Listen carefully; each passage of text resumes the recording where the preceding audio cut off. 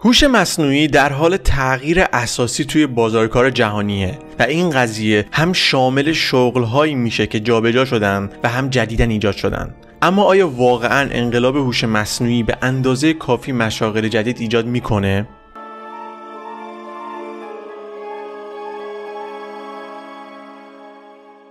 پیشرفت تکنولوژی فرصت‌های کارآفرینی جدیدی رو برمقام میاره و این توانایی رو داره تا بازارها رو متحول کنه. توی این حالت مشاغل میتونن جابجا بشن، به طور قابل توجهی کوچک بشن یا عمیقاً تغییر کنن. دیدگاه نوکلاسیک در مورد پیشرفت‌های فناوری فرض میکنه که هر وقت نوع خاصی از شغل به واسطه نوآوری‌های تکنولوژیک بیفایده بشه، مشاغل جدیدی توی بازار ظاهر میشن تا ضرر رو جبران کنن. به عبارت دیگه نظریه اقتصادی نوکلاسیک معتقده که بازارها به طور طبیعی خودشون رو بازسازی میکنن. قیمت‌ها و در نتیجه دستمزدها به خودی خود در پاسخ به تغییرات تقاضای مصرف کننده تعدیل خواهند شد. اگر انقلاب دوم کشاورزی در نهایت منجر به انتقال کارگران از مزارع به کارخانه‌ها شد، پایان انقلاب صنعتی اول نشون دهنده تغییر روند کاری از محیط کارخانه‌ها به ادارات بود. معمولا تعداد مشاغل اداری ایجاد شده بیشتر از مشاغل از دست رفته بود. این انقلاب‌ها رشد اقتصادی رو بر حسب درآمد متوسط به ازای هر نفر و تولید ناخالص داخلی یا GDP ایجاد می‌کنند. تولید ناخالص داخلی غالباً برای اندازه‌گیری سلامت اقتصادی یک کشور یا منطقه استفاده میشه.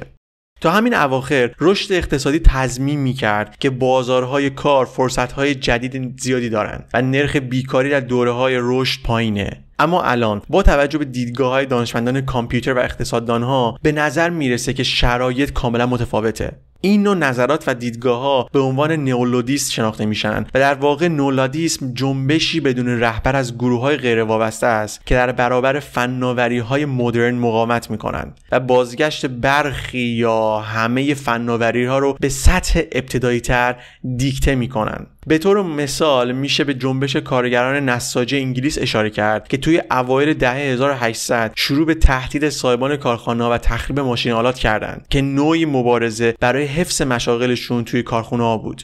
با شروع از این فرض که ما در حال حاضر انقلاب صنعتی چهارم رو تجربه می‌کنیم که با پیشرفت‌های سریع توی هوش مصنوعی، یادگیری ماشین، روباتیک و اینترنت اشیا یا IoT اجین شده، فرصت‌های فعلی از نظر شغل و کارآفرینی چی هستند و همچنین خطرات از نظر بازار کار جهانی در چه سطحی قرار داره.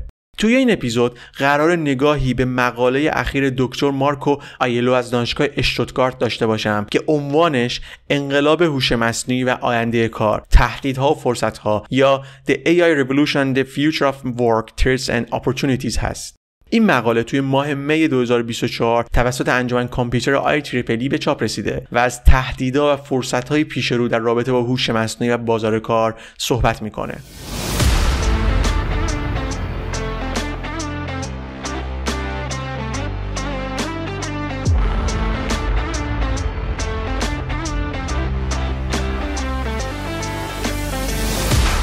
سلام دوستان عزیز، من پویان اصغریان هستم و خیلی خوشحالم که فرصتی دست داد تا با اپیزود دیگه از پادکست روباتیک در خدمتتون باشم. پادکست روباتیک نگاهی ساده به دنیای پیچیده روباتیک و هوش مصنوعی داره. این اپیزود 21 هستش که توی خرداد 1403 ضبط میشه. همونطور که در ابتدا اشاره کردم، این اپیزود به تأثیر هوش مصنوعی و اتوماسیون روی بازار کار میپردازه و بر پایه مقاله جدید گردآوری شده. چند نکته خوبه که پیش بهش اشاره کنم و اونم این که مطالب بیان شده توی این اپیزود پایه تحقیقاتی دارن و پیشبینی و تحلیل هستن، پس نباید به عنوان فکت و حقایق فعلی در نظر گرفته بشن.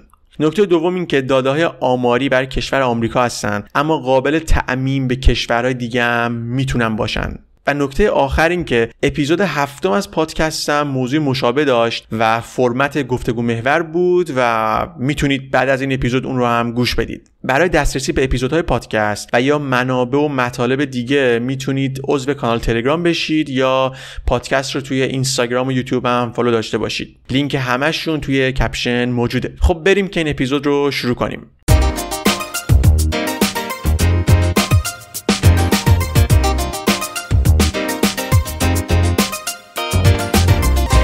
مورد اول بیایید با شغل مترجمی شروع کنیم. وظایف ترجمه از ابتدای تاریخ و توسعه زبانها همیشه بخشی از نوع بشر بوده. در حوالی سال 2100 قبل از میلاد شعر مذهبی به نام حماسه گیلگمش که در اصل به زبان سومری سروده شده بود، توی زمان خودش به زبانهای مختلف آسیایی ترجمه شد. از اون زمان ترجمه یک شغل اصلی یا جانبی بشری بوده. روش‌ها و رویکردها تا دهه 1950 که ترجمه به یک رشته دانشگاهی تبدیل شد غیر سیستماتیک بود. جهانی شدن اقتصاد، ایجاد سازمان‌های بین‌المللی و اتحاد دولت‌ها نیاز به مترجم رو افزایش داد. روند فعلی نشون میده که تعداد مشاغل ترجمه توی دهه آینده افزایش پیدا میکنن. به عنوان مثال توی ایالات متحده آمریکا در حال حاضر حدود 50,000 مترجم وجود داره و پیش بینی میشه که در سال 2030 این تعداد 20% افزایش پیدا بکنه. سوال مهم اینه که آیا این رشد پایدار هستش؟ تلاش برای خودکارسازی کار ترجمه با کامپیوتر توی روزهای اولیه محاسبات دیجیتال استارت خورد و برای اولین بار ترجمه بین زبانهای انگلیسی و روسی توی دهه 1950 انجام گرفت. نمونه‌های اولیه واژه‌های محدودی داشتند و قابل مقایسه با ترجمه انسانی نبودند. امروز ما توانایی بالای ابزارهایی مثل مدل‌های بزرگ زبانی یا LLM رو تجربه می‌کنیم و مترجمان آنلاین با کیفیت فوق‌العاده خوبی داریم. این انتظار که چنین ابزارهایی بتونن جایگزین کار یک مترجم بشن خیلی قویه. یکی از محقق‌ها به نام الوندو توی تجزیه و تحلیل خودش نشون میده که در حدود 70% از شغل‌های مترجمی با ظهور مدل‌های زبانی تحت تاثیر قرار می‌گیرن. بنابراین اگر کسی بگه که شرکتی داره که خدمات ترجمه زنده رو به پارلمان اروپا، رویدادهای شرکتی یا تسهیل جلسات بین شرکای تجاری از قاره مختلف ارائه کرده، باید ازش پرسید که چه اتفاقی برای شرکت شما توی آینده میفته. اگر اقدامی نکنید و مترجمای انسانی رو نگه دارید، به احتمال زیاد تا چند سال دیگه رقابتی نخواهید بود. اگر روی موج LLM سوار میشید، باید فوراً تیمی برای توسعه راه حل‌های ترجمه خودکار برای مشتریان خودتون بسازید. به عبارت دیگه، نیروی کار چنین شرکتایی از گروه وسیع از مترجمان انسانی به تیمی متشکل از زبانشناسان، دانشمندان کامپیوتر، کارشناسان فضای ابری یا کلاود اکسپرتس و طراحان رابطه کاربری تغییر میکنه. ناگهان چنین شرکتی از یک شرکت خدماتی مبتنی بر انسان به یک شرکت فناوری اطلاعات و ارتباطات و در واقع به یک شرکت هوش مصنوعی تبدیل میشه. بعد از این مرحله میشه عملیات شرکت رو مقیاس بندی کرد و خدماتی رو با قیمت بسیار پایینتر از رقبا داد و یه حالت رقابتی باقی مون توی این بازار کار. این مثال نشون میده که چطور ظهور فناوری LLM میتونه نوع خاصی از شغل رو بلا استفاده کنه و نمونه‌های جدیدی از نوع دیگه از مشاغل رو ایجاد کنه و یا فرصت‌هایی رو برای کارآفرینی ایجاد کنه. سوال جالبی باقی میمونه، اینکه آیا تعداد مشاغل ایجاد شده در مقایسه با تعداد مشاغل از دست رفته یکسان خواهد بود، یا اینکه هزاران مترجم جای خودشون رو به تیمی کوچک از متخصصان ICT میدن. همچنین لازم به ذکره که تفاوت قابل توجهی توی حقوق وجود داره. توی سال 2022 توی آمریکا متوسط دستمزد سالانه یک مترجم هولوش $53,000 بود، در حالی که حقوق یک متخصص فناوری اطلاعات و ارتباطات چیز هولوش $100,000 و حتی بالاتر از $110,000 هم برای یک دیتا ساینتیست و دانشمند داده بود.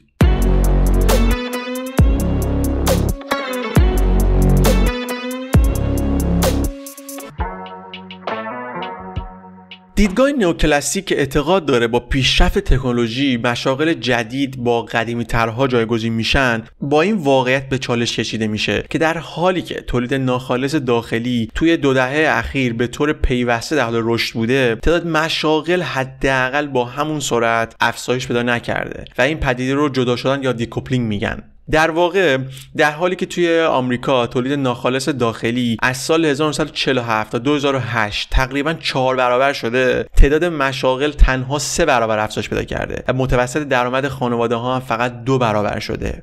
به نظر میرسه که این روند توی دهه بعدی، یعنی از 2000 تا 2020 هم ادامه داشته. یکی از تفسیرهای این داده ها اینه که اتوماسیون در واقع مشاغل رو از بین میبره و جیب یک اقلیت محدود رو پر میکنه. مطالعاتی هستند که نشون میدن توی بعضی از کشورها مثل روسیه به جای کاهش تعداد مشاغل، اثر روی کاهش متوسط دستمزد کارگران بوده و جامعه کاهش دستمزد رو تجربه میکنه. نموداری توی مقاله وجود داره که تولید ناخالص داخلی رو به ازای اندازه بازار کار نشون میده. توی این نمودار دیده میشه که بین سالهای 1950 تا 2010 اندازه GDP بیشتر از 3 برابر شده، اما تعداد مشاغل کمتر از 3 برابر و درآمد خانوارها همونجور که گفتم تقریباً 2 برابر خورده‌ای شده. در کنار تمام اینها قسمت جالب ماجرا اینه که بهره‌وری نیروی کار بیشتر از 4 برابر شده. به طور خلاصه میشه گفت که از کارگرها و کارمندها بیشتر از قبل کار کشیده میشه، اما پرداختی‌ها کاهش پیدا کرده و پول اصلی توی جیب یه اقلیت خاصی میره. اینم بگم که نمودارهای مربوط به این اپیزود رو داخل کانال تلگرامم میذارم.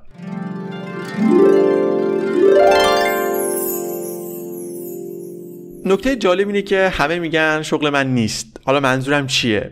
انسان‌ها به طور طبیعی وقتی که میخوان شغل خودشون رو بررسی کنن نوعی از تعصب خوشبینی دارن. اکثر افراد به خصوص اونهایی که زمینه کاری مرتبط با کامپیوتر و هوش مصنوعی رباتیک دارن این احساس رو پیدا میکنن که کارشون هرگز تحت تاثیر قرار نمیگیره. میشه گفت یه حس اطمینان بخشی توی وجود اکثر افراد غالبه و اینکه هر بحثی در مورد مشاغل آینده بشه رو به خودشون نمیگیرن. در واقع اگه بخوایم صادق باشیم انگار صدایی توی مغز این افرادی مثل من وجود داره که میگه من غیر قابل تعویضم. این قضیه به طور بالقوه اشتباه بزرگه و توی مقاله بهش اشاره میشه. حتی مشاغل پردانش مثل مشاغل مرتبط با کامپیوتر رباتیک یا حتی کار نوشتن مقاله و پروپوزال‌های کمک هزینه تحصیلی و ارائه سخنرانی‌های دانشگاهی و صدها مثال این چنینی اصولاً در معرض خطرن. روند نگارش مقالات علمی رو در نظر بگیرید. با کمک فناوری LLM زمان و تلاش مورد نیاز به طور قابل توجهی در مقایسه با یک دهه یا حتی یک قرن پیش کاهش پیدا کرده که گواه روشنی بر حرکت بی‌امان اتوماسیون هستش. زمانی بود که برای بررسی محتوا افراد به انگلیسی زبان‌های بومی رجوع می‌کردند و این فرآیندی زمانبر بود، اما الان ابزارهای مثل گرامرلی برای اصطلاحات گرامری و چت جی پی تی برای فیدبک دادن در مورد اون خوانایی و محتوای خود متن به سادگی در دسترسن و سرعت رو خیلی بالا بردن. با نگاهی به آینده میتونیم تصور کنیم که ابزارها به طور مستقل کل مقالات رو بسازن و به ژورنالیست ها فرصت بدن تا کارهای دیگه رو به دور از کیبورد انجام بدن.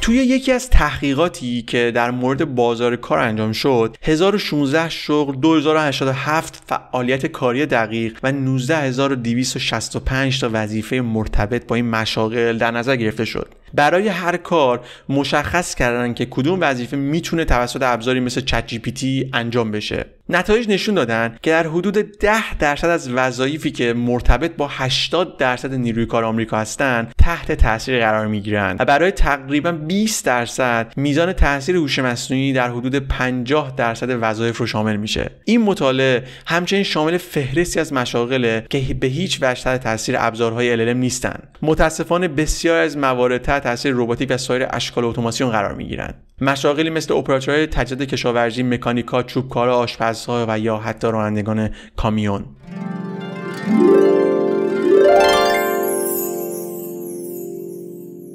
مثال دومی که مقاله بهش اشاره میکنه و روش فوکس میکنه راننده‌های کامیون هستن.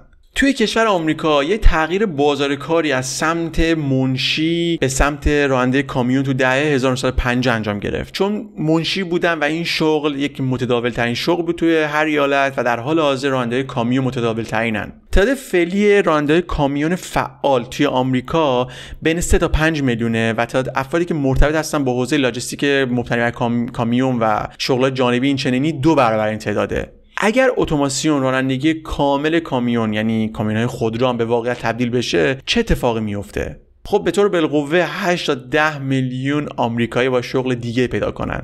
البته شرکت‌هایی که روی رانندگی خودکار کار میکنن میتونن چند نفر رو استخدام کنن، اما اینها باید به نوعی مهندس باشن.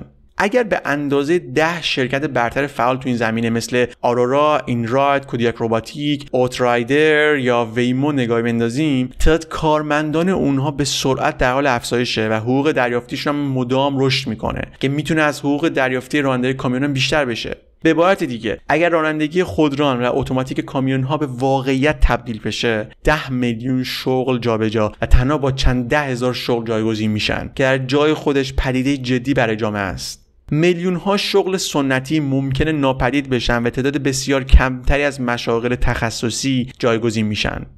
وسط این همه اشتیاق گسترده‌ای که در مورد پیشرفت‌ها و استفاده از ماشین‌های خودکار وجود داره، کارشناسایی هستن مثل پروفسور رادنی بروکس که چشم اندازی هوشیار دهنده رو ارائه میده. دکتر بروکس توی پستی وبلاگی توی سال 2023 ماهیت بیش از حد خوشبینانه بسیاری از اظهارات عمومی در مورد قابلیت‌های خودروی خودران رو برجسته کرد. ایشون بر اساس تجربه خودش استفاده ایمن و گسترده از چنین فناوری رو زیر سوال میبره، چون قبلا تجربه نزدیک به مرگ رو توی یک وسیله نقلیه خودران داشته.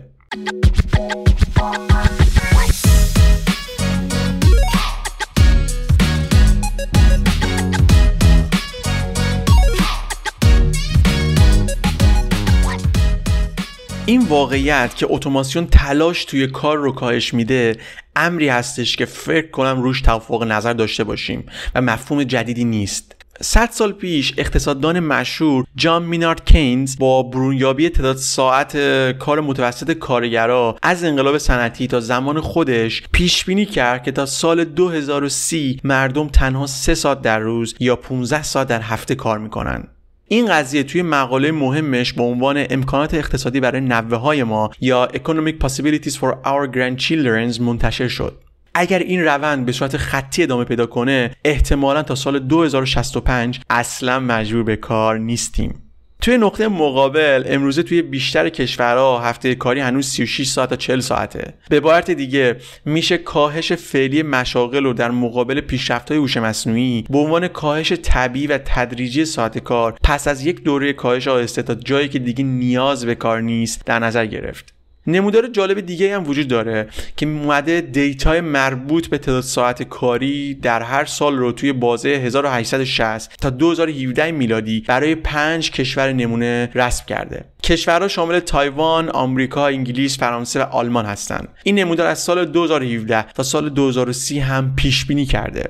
به طور خلاصه تمام کشورها سیر نزولی رو با شیبی تقریبا یکسان تجربه میکنن. به طور مثال انگلیس از مجموع تقریبا 3000 ساعت کاری تو سال 1870 به حدود 1800 توی سال 2017 میرسه. قضیه برای آلمان هم بدتره و از حدود 3300 توی سال 1870 به حدود 1300 ساعت کاهش پیدا میکنه و این روند از سال 2017 به بعد که پیش بینی شده تقریبا ثابته. یعنی به صورت خلاصه میشه اینجوری گفت تمام کشورها، کشوری که ذکر شد و مشابه اونها از سال 1870 بر اساس فکت و داده ساعت کاری توشون کاهش پیدا کرده و احتمالاً توی آینده ما به جایی میرسیم که نیاز به کار کردن نخواهیم داشت.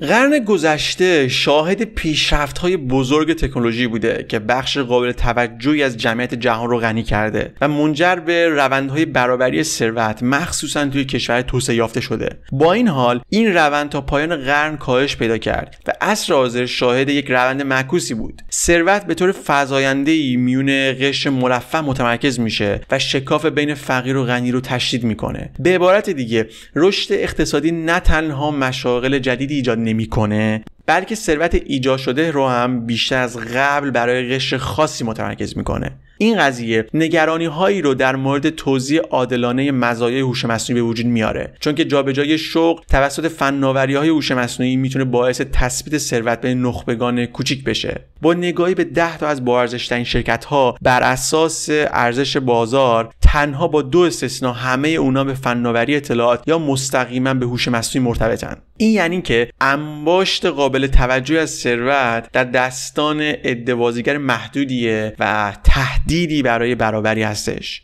نکته بعدی این که مسئله دسترسی به فناوری هم وجود داره. اوایل امسال مارک زاکربرگ از یک پروژه بزرگ هوش مصنوعی توی متا با خرید 350,000 پردازنده اینویدیا H100 خبر داد. با قیمت فعلی این یک سرمایه گذاری در حدود میلیاردها دلار هستش و این هزینه ها از بودجه های تحقیقاتی خیلی از کشوران بیشتره.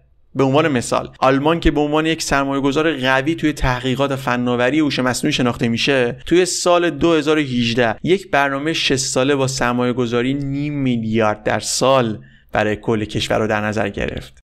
این روند اگر به درستی مدیریت و کنترل نشه میتونه خطرناک باشه، چون پیشرفت‌های تکنولوژی و ثروت حاصل ممکنه توی دست افراد معدودی متمرکز بشه و منجر به کاهش مشاغل موجودم بشه.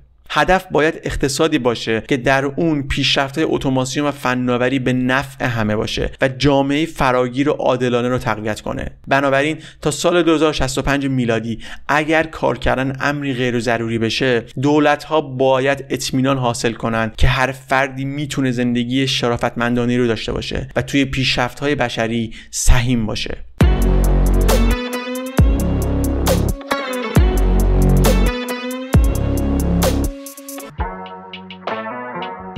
به نظر میرسه که بازار کار تحت تاثیر پیشرفت تکنولوژی قرار گرفته و اتوماسیون واقعا قادر مشاغل رو از بین ببره، نه اینکه صرفا اونها رو تغییر بده. مثال شغل مترجمی یا راننده‌های کامیون تو این اپیزود بهش اشاره شد و اپیزودهای قبلی هم مثال متنوعی در مورد از بین رفتن مشاغل توسط هوش مصنوعی ارائه شده. اما در حالی که ما این قضیه رو بیشتر به عنوان یک ریسک به تصویر میکشیم، میشه به عنوان یک فرصت هم در نظر گرفت و به شانس‌های جدید کارآفرینی و فرصت‌هایی برای بهبود فرآیندهای موجود از نظر زمان، پول و کیفیت هم فکر کرد. به طور خلاصه مباحث مختلفی در رابطه با تاثیر بالقوه هوش مصنوعی فعلی و اتوماسیون روی بازار کار بیان شد که اگه بخوام یک جمع‌بندی کلی از این مطالب گفته شده داشته باشم، میشه گفت که رشد اقتصادی همونطور که تولید ناخالص داخلی کشور ثبت میشه لزوماً با افزایش تعداد مشاغل همراه نیست. نکته دوم این که تغییر فعلی ممکنه مشاغل علمی و حتی مرتبط با آیتی و کامپیوتر رباتیک رو هم تحت تاثیر قرار بده. مورد سوم این که دو انباشت ثروت در حال وقوعه. یک انباشت توی مقیاس کوچیک در اون دستمزد افراد بسیار متخصص بیشتر از دستمزد کارگران میشه و دومی در مقیاس بزرگ که در اون ثروت توی دستان معدود کمپانی‌های خصوصی انباشته میشه. و مورد چهارم این که در نهایت پذیرندگان اولیه با استفاده از فناوری پیشرفته میتونن به موفقیت قابل توجه دست پیدا کنن و ارزشی برای سازمان‌ها و مشتریان خودشون ایجاد کنن. روندهای جهانی حاکی از اینه که بازار کار یک نوسان‌هایی رو تجربه کرده و خواهد کرد. ما باید آمادگی مداخله تو سطح نظارتی و سیاسی رو داشته باشیم و در عین حال پیشرفت نوآوری رو با سرعت فعلی در جبهه فناوری انجام بدیم. اگر کینز به نوه‌هاش میگفت که کمتر کار میکنن، ممکنه مجبور بشیم به نوه‌هامون بگیم که باید یک سرگرمی جذاب پیدا کنن، چون دیگه نیازی نیست که کار بکنن. خب به پایان اپیزود دیگه از پادکست روباتیک رسیدیم و دمتون گرم که تا اینجا همراه من بودید. امیدوارم که از محتوای این قسمت هم راضی بوده باشید و براتون مفید بوده باشه. لطفاً با اشتراک گذاری اپیزودها و فالو روباتیک توی سوشال مدیا و کامنت گذاری توی سوشال مدیا و کست باکس که لینکش توی کپشن موجوده از پادکست خودتون حمایت کنید. پیشاپیش کمال تشکر رو دارم. پاینده و شاد باشید.